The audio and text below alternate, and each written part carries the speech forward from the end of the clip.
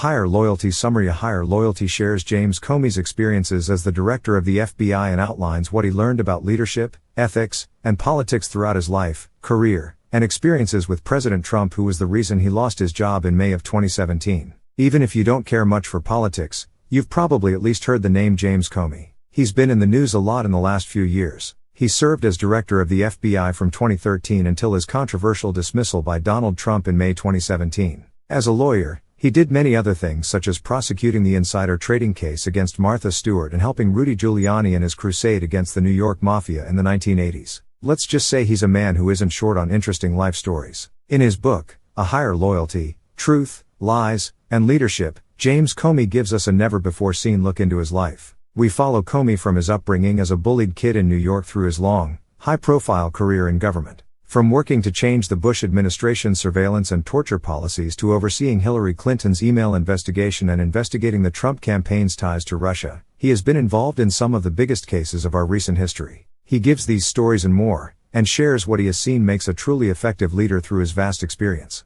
Let's see how much we can discover in just 3 lessons. Comey's early life included bullies, work experience, and even getting robbed. Working closely with the Obama administration, Comey discovered 6 traits of great leaders, among many other life lessons. James Comey's inside view of Trump's presidency reveals a lot about what actually happened in its early days. Get ready to learn, because you're about to discover some interesting new lessons. Let's go. Lesson 1. James Comey's early life included jobs, bullies, and even a robbery. We know he went on to have a long, successful career, but what about his early years? Comey's life began in New York, but he moved to New Jersey as a child. His mom gave him haircuts and patched up his old clothes to save money, making him a target for bullies. It didn't help that he was also scrawny and had a habit of talking too much. But the bullying taught him some important life lessons. He says one of these was learning to read people. If you've ever had to deal with a bully, you know the signs of aggression they give off. But what's more, he says this bullying gave him his deep desire to help the defenseless. Another formative experience from his youth was working for a man named Harry Howell at a grocery store.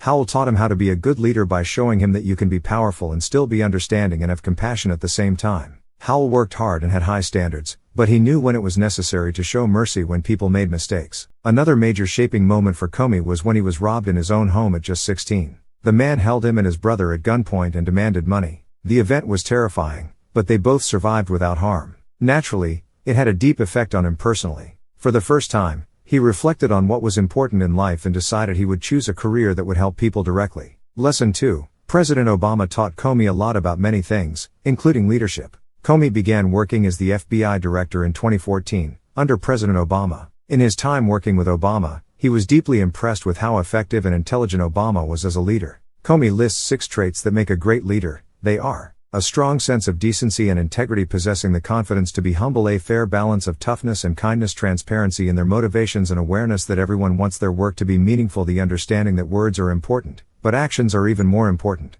Comey says Obama had many of these qualities, and also a great sense of humor. Even though it isn't one of his 6 traits, Comey says the ability to laugh is a sign a leader is comfortable with who they are. After a string of police incidents in 2015 that brought extreme racial tension to the country, Comey tried to give a unifying speech at a press conference. As FBI director, he couldn't pick sides with either Black Lives Matter or Police Lives Matter, so he just made everyone angry. When Comey talked to Obama afterward, the president listened intently to what he had to say, taking time to see all viewpoints. Afterward, Obama respectfully took him into the perspective of what it was like to be a person in a black neighborhood. Comey learned a lot from him and appreciated the leadership Obama possessed. Lesson 3. We can get an inside look at the early days of Trump's presidency through Comey's experiences. Comey's experience with the Trump administration was rocky from the beginning. When he gave Trump his first briefing on threat levels, he informed Trump and his team that Russians had been attempting to influence the election's outcome. Immediately, Trump and his team discussed ways they could use this information to their political advantage. This was just their first meeting, but only one of many occasions he was reminded of the actions of the mafia bosses he used to work to lock up.